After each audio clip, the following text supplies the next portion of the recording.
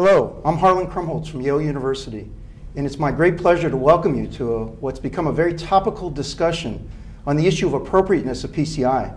And I'm joined today by two experts, leaders in the field of interventional cardiologists, Dr. Samin Sharma from Mount Sinai and Dr. Mark Turco from Maryland, who are here today to talk to us about some of these issues and to help us understand a little bit more about what's going on and how can we best proceed.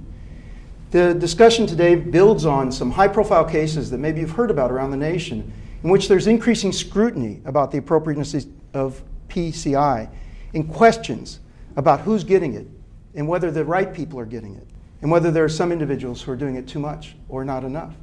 These cases have prompted attention by the professional societies. SCI and ACC have actually approached state governors asking for some legislative oversight, trying to find constructive ways for the profession to engage in this issue and to give the public confidence that good care is being delivered and to elevate the quality of care that's being delivered across the country.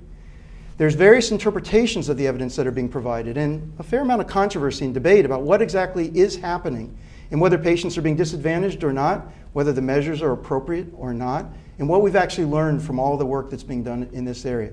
And as you know, this is a very political atmosphere where there's intense attention toward the budget and the amount of money that's being spent in medicine. So this is becoming a ready target for policymakers to look for places where they may call waste. And it's our job to understand this in terms of patient care and make sure that the highest standard of patient care is pursued and that in the interest of eliminating waste, good patient care doesn't get disrupted. So I'm very glad to be here with these two experts who can provide some insight about this.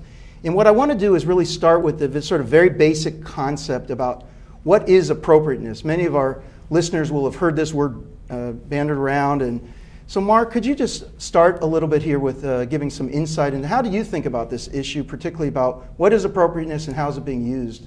Sure, and first off, this is a very hot topic, as you've clearly identified. Appropriateness to me is really benchmarking to your particular peer group. So Shamir and I both perform interventional cardiology.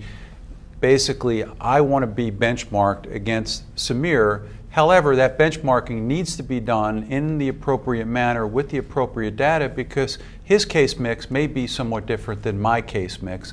That said, we need to look at the clinical cohorts that we're treating and be sure that what I am treating is appropriate and what Samir is treating is appropriate so that we can then show full transparency and public report the data. A couple points that you made in the introduction that I think is clear. When we look at appropriateness, one of the areas where there's been a lot of criticism with appropriate use criteria, physicians will come to me and say, gee, I'm practicing in the gray zones of medicine where most of our care is.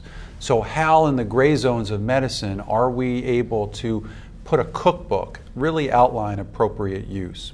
Second is the issue which you raised, which is very important. We need to be sure in our appropriate use criteria that we're not over-treating, but there is a grave concern if we under-treat a patient population as well.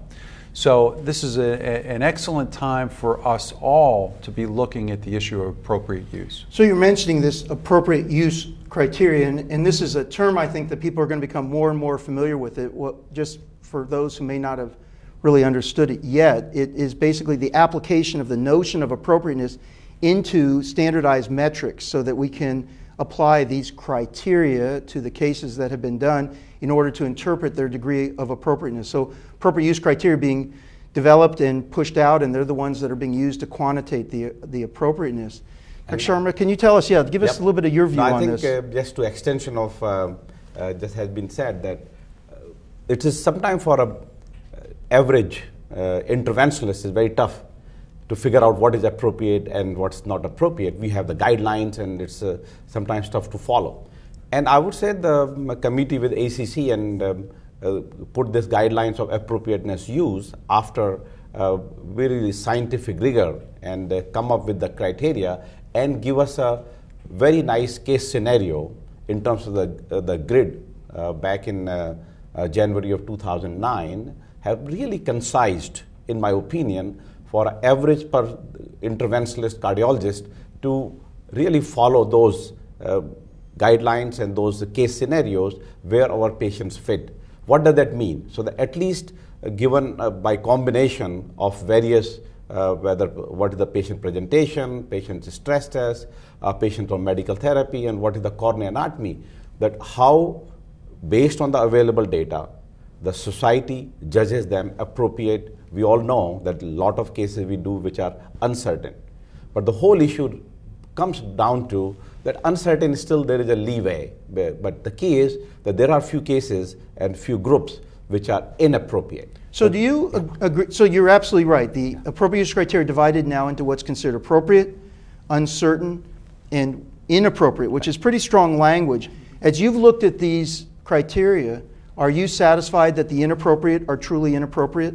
Well, I would say that by and large, if I had to put my money into it and have used those criteria in our daily practice, the committee has done a tremendous job. Because those which comes out to be inappropriate, really that basically means that either there is no benefit or procedure may be harmful.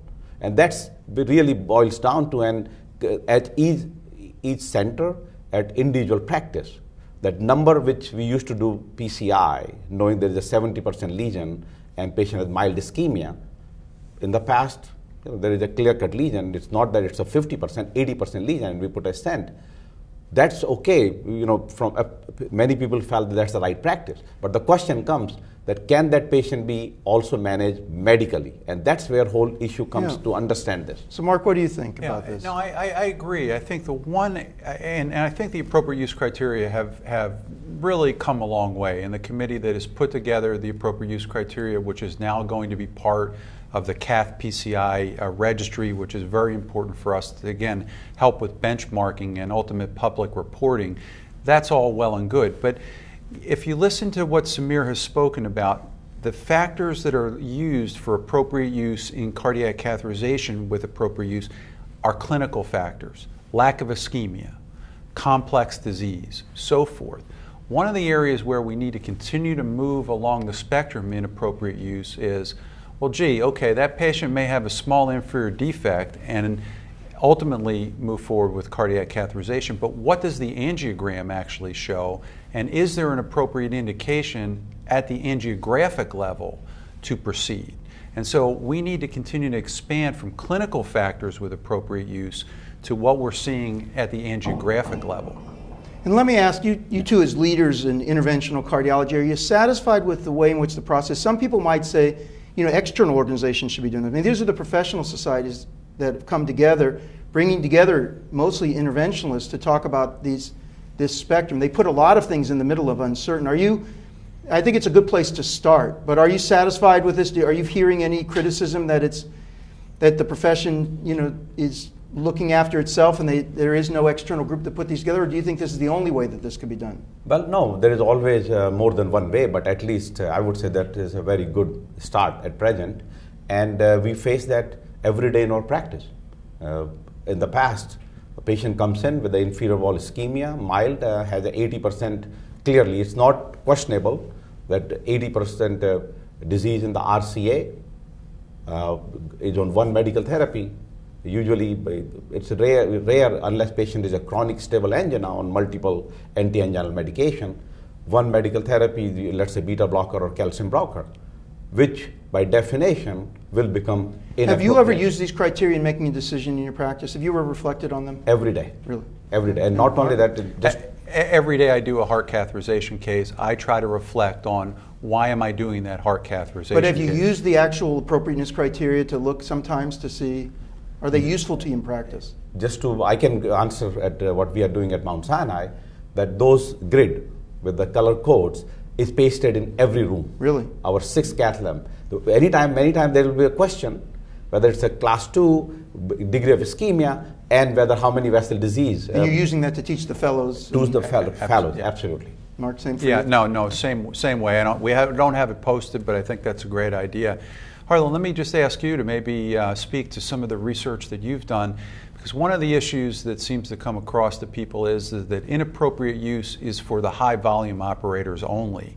You've looked at some data that suggests that inappropriate use even occurs at the lower volume operators, and it's important for us to look again across the whole spectrum. Is that Yeah, I think that's absolutely right, that we need to look across. When we've looked at high utilization areas and low utilization areas, it's not that the low utilization areas concentrate their procedures in the highest appropriate patients. They seem to have the same distribution of maybe overuse and underuse that the high do, except the high are doing more, the low are doing less. I think it's an opportunity for us to improve, to understand how can we concentrate our resources. I mean, at the lower utilization, they're actually missing more opportunities. And the higher, they may be, because of the absolute numbers, the way it's working, but there's over and under everywhere. And that we need to figure out how to concentrate that. Sometimes I think it may be that the doc has got something in their head that they're not documenting. Sometimes I think it is true that they're moving forward for reasons that aren't strongly evidence-based. But you're absolutely right, Mark. It's not concentrated in a region of high utilization. It's all over the map. Right. So let me ask you, these criteria exist. There is now identified an issue that we're going to try to concentrate on to address, solve. Whose responsibility is it? Who should be involved in this? How should we move forward as a society and as professionals? And Mark, let me start with you on this one.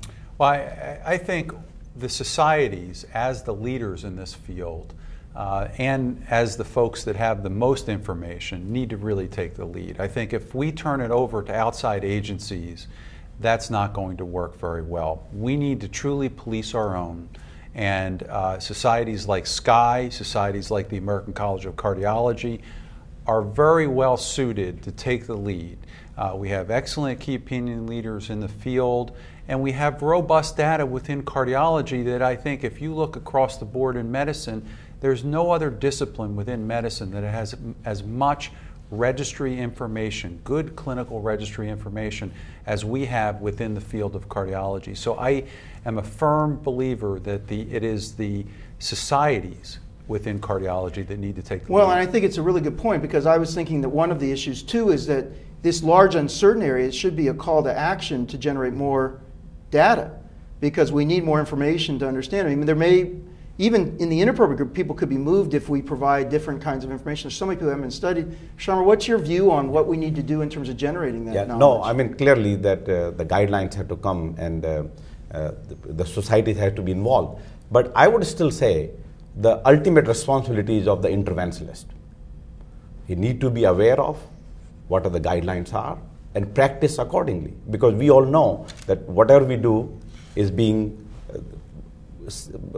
watched, or we are carefully will be analyzed maybe in the future, so that we need to be responsible for our own action. What societies will do, bring this topic, bring the guidelines to the interventionalist. And on top of it, I would say that besides the physician getting, it's the hospital responsibility, that each hospital has to have a system in place.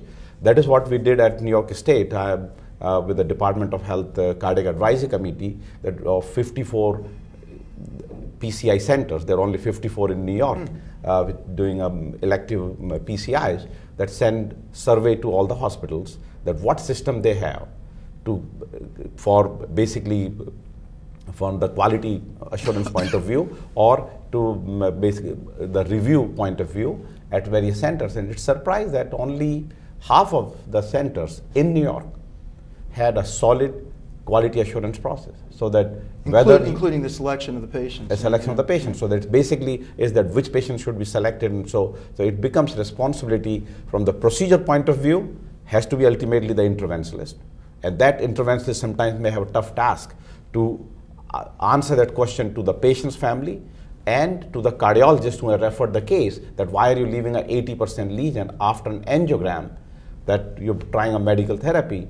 But as long as they are versed with the data, they know the subject, and they can convince, and this is what we are doing at present. But the two important, the guidelines to be made by the society, but responsibility should lie to the physician and the hospital.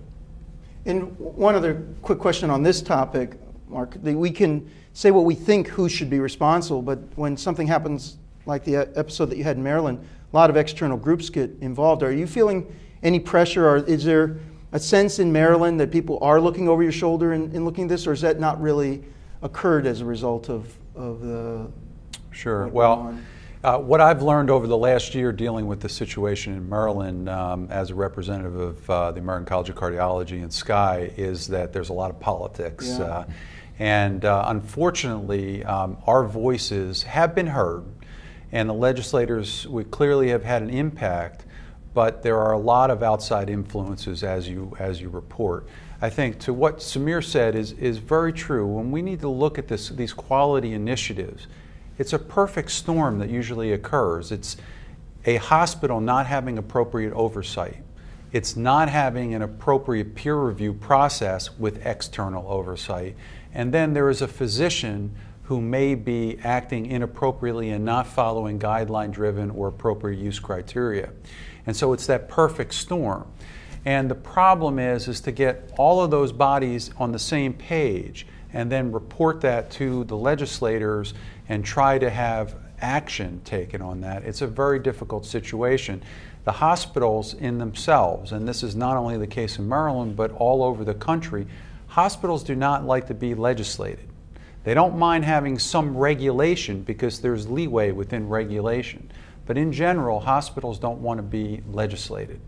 One thing I just want to bring up before we just leave this topic, and I'm fairly confident that you're going to agree with me, it's not so much about finding that there's an individual who's doing something poorly, but it's whether the system is set up to support the kind of decision making and the spirit and the information's being spread. I mean, you posting these in the cath lab, and we all have opportunities to improve, and it's about trying to elevate the practice without vilifying an individual. And can you just briefly just give me a sense of what your thought about that is?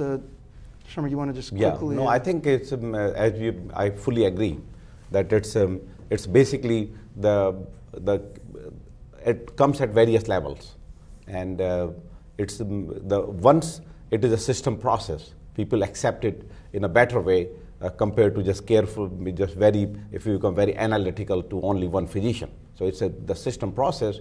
So if you have a system that placed in the entire it's a joint responsibility. Yeah. Everybody agrees. Not just the interventionalist. It is a joint responsibility, and we as professionals within the field of cardiology need to take this responsibility on, because one, we need to police ourselves, because if we can't police ourselves, we're going to have external bodies policing us, which are not going to do a good job, and we're not going to be happy with that.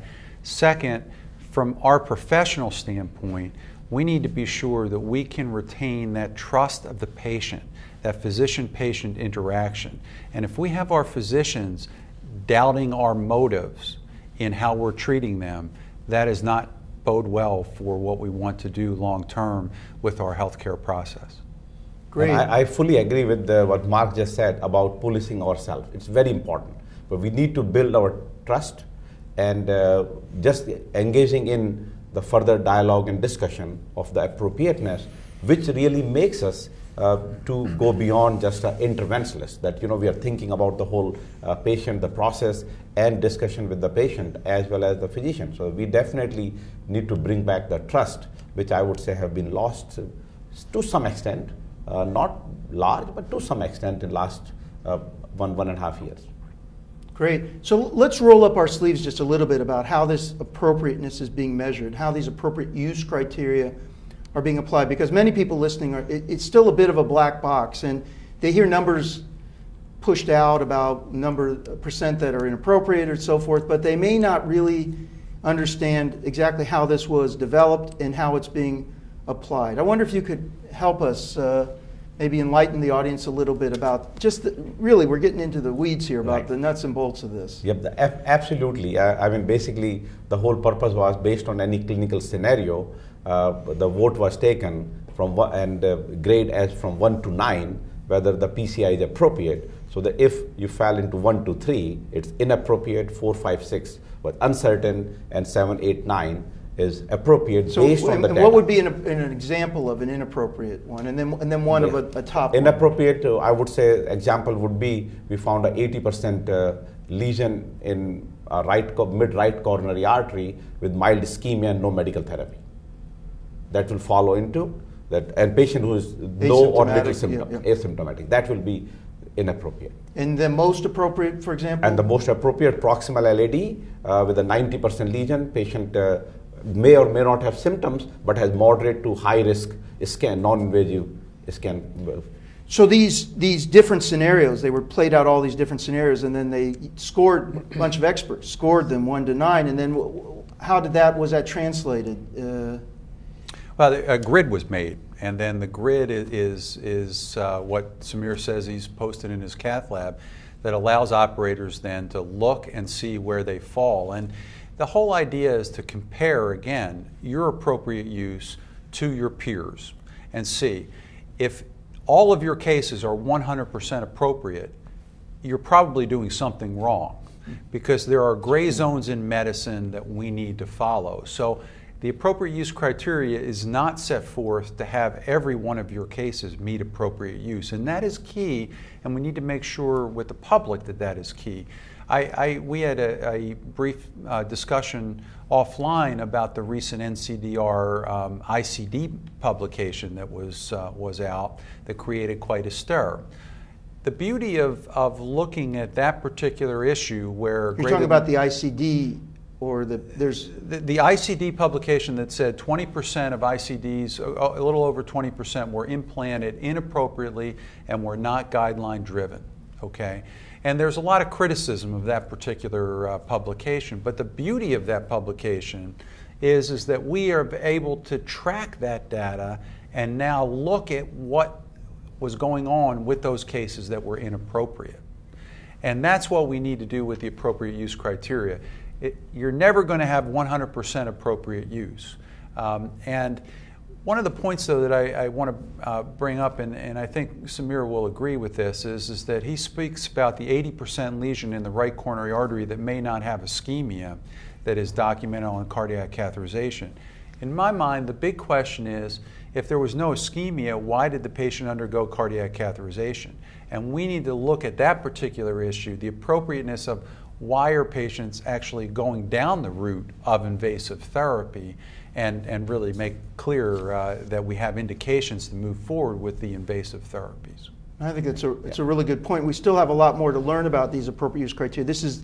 Everyone should know that this is the first generation of these criteria. They were driven by consensus largely. If there was not consensus, that's when they were sort of put in this middle. So they might have been either scored in the middle, or if there was a wide range of opinion, they tended to be put in the middle. And these are likely to be improved over time.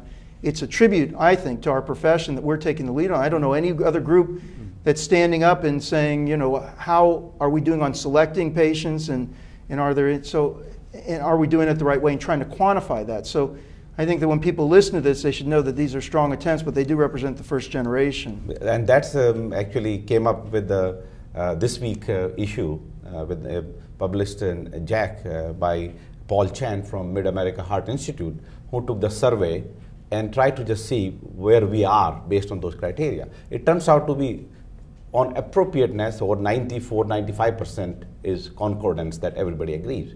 Once you get to the inappropriate, the agreement rate is only 70%, and uncertain is like 74-75%. Right, so he was surveying, not within the committee they came to the determinations, and then Paul surveyed broadly to see what the cardiologists think about this, right? Yeah. And there are some cases, I mean, I would say the one classical example which will inappropriate being, which is put into at present, patient who have a stent and has a mild ischemia and they start having mild chest pain and now come to see you, and now it's a 70% lesion. And some changes will be made, but by and large, the grid which have been made for appropriate and inappropriate and uncertain, as Mark mentioned, we cannot be 100% appropriate.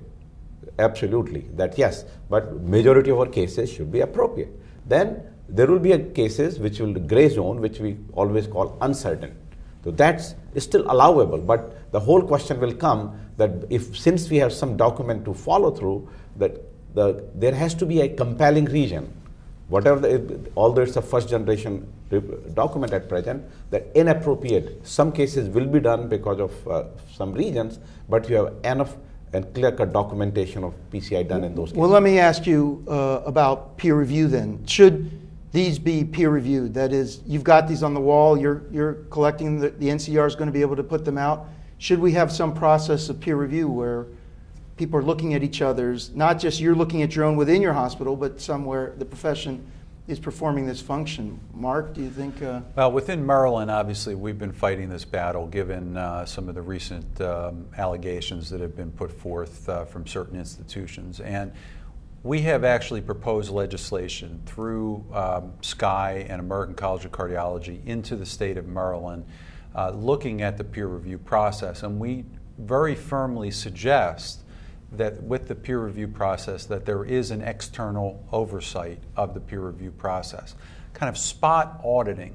Remember again I mentioned... By whom? Well, by an outside agency, and the outside agency that we propose at this point could possibly be the new organization called ACE, which is the Association for Cardiovascular Excellence, which both ACC and SCANI have co-sponsored, and that can accredit cardiac catheterization labs. We do not have current accreditation. It's an independent organization? It's an independent, non-for-profit organization that will accredit cardiac catheterization labs and actually allow, hopefully, for some of the external oversight of the peer review process.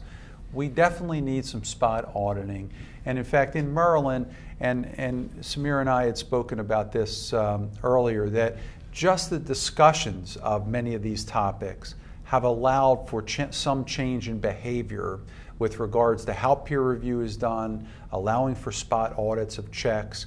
A certain number of cases from each operator are independently reviewed straight away at each quarter or each month.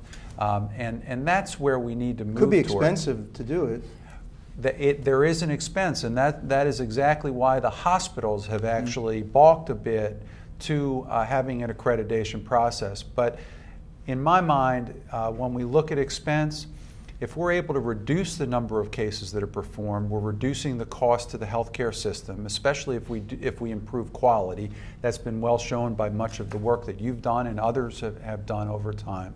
Additionally, the hospitals will ultimately save money. Right now, within the state of Maryland, we have the U.S. Attorney General receiving a lot of money from two particular institutions because of lack of proper oversight over the peer review process. Would that be okay with you to be have it be a part of a peer review process? Well, I mean, definitely, absolutely will be okay. The only question is that how do you make it generalizable to a majority of, or let's say all the cath labs in the country? That may be a little tricky. But what Mark pointed out, that's the best scenario. But can we get it done? I think there will be a lot of hurdles. And part of that will be the expense. Part of that will be dignity. Some hospitals, those who already have a system in place, they will say why we should be, we should take a part in this kind of a process, unless it is made that you need to, the same thing like there is a nuclear lab. For nuclear lab to be certified, they need to make some standards. Unless we make it that those are the standards, you need to do this for cath lab to be certified, that's the only way. But otherwise, having sort of that would be that at the individual level, at the hospital level, for the or state level, that they make that there has to be a peer review process, which in every state have Department of Health, and that there is a committee which looks into it, that yes, that things are being done. Because to me, just the dialogue, just the awareness itself will go a long way to building the trust and providing the right care, appropriate care to the patients to improve their outcome. So this is really great. I want to conclude with allowing you both to reflect a little bit. It's never feels good for the integrity of the profession to be questioned. We work hard. We try to serve our patients the best of our ability. We can't vouch for 100% of all the physicians, but we know many, many good physicians who work tirelessly on behalf of their patients and try to do the right thing. At the same time, something like this tends to reveal that there might be a systematic opportunity to elevate practice where things may have drifted a little bit and that we can realign. But I would like you to reflect sort of on the positive and negative aspects of this, and maybe I'll start with you, Samir. Yep. Just to then Mark, from what you think, from where we are now, what's happened, and what's going to happen going forward. Good. No, I think this particularly high-profile cases, and which led to our this discussion, and it was really will be useful for all, including myself, which all have been talked in last 20-30 minutes, is that many times the way we were when we do our procedure, we all feel that we are doing the right thing. Even in the case of Maryland, Dr. Madai, I don't think that I know him personally, that he was doing a wrong thing.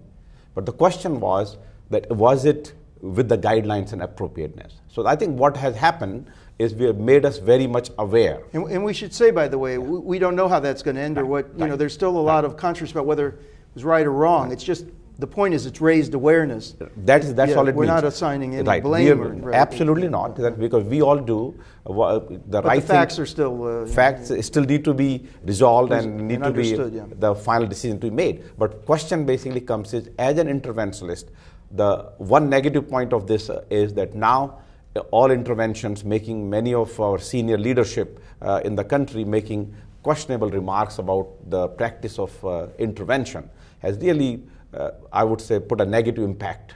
But at the same time, we don't need to be defensive, we need to be proactive, understand the issues, and we as an interventionalist with the society help, as Mark have pointed out, come positive with our plan that how our practice should change, how it should be transparent, how it should be surveilled and audited will become part of the process. The ultimate goal is we do the right thing for the patients, for their safety, as well as cut the cost by avoiding unnecessary procedures. Good. Mark, you... It has been a tough time for most of us because we may be talking about just a few outliers with regards to those who are not following guideline-driven or appropriate use criteria. But it affects us all because there has been this attack on the field of cardiology and interventional cardiology, and that is the downside. The upside is we're raising the bar, and we're going to be better off once we are through this particular issue. And that's what we need to do. We need to show full transparency to the public and to the legislative bodies, and we need to work in cooperation and partnership with the legislative bodies, with the cardiology societies taking the lead. And that's what we've tried to do. Well, I'd say personally, I'm inspired by what you're saying, and have found the interventional community actually to be a remarkable community in the sense that without $1 of incentive, the community seized on the issue of door-to-balloon time and actually solved a problem. I mean, we went from only a third of the patients being treated within 90 minutes to now we're over 90%. That was a lot of people contributing, but it was the leadership of the interventional community who said just what you're saying, which is we don't like being criticized, but we actually recognize we can do better, and dug in and fixed that problem. I'm hearing many of the same themes here, which is that there may be a few outlier physicians, but there may also be an opportunity for us to elevate the entire practice. You guys aren't in a defensive position, you're embracing it as saying, okay, let's go. Let's figure out what it's going to take. And I can say that for me, that gives me a lot of confidence about the future, and I think it's really the right path. And I look forward to both seeing the kind of engagement in these criteria. We're going to continue to improve measurement, improve practice, and I think patients are going to be the real beneficiaries. Thank you very much. It's been a great discussion today. Thank you. Thank you.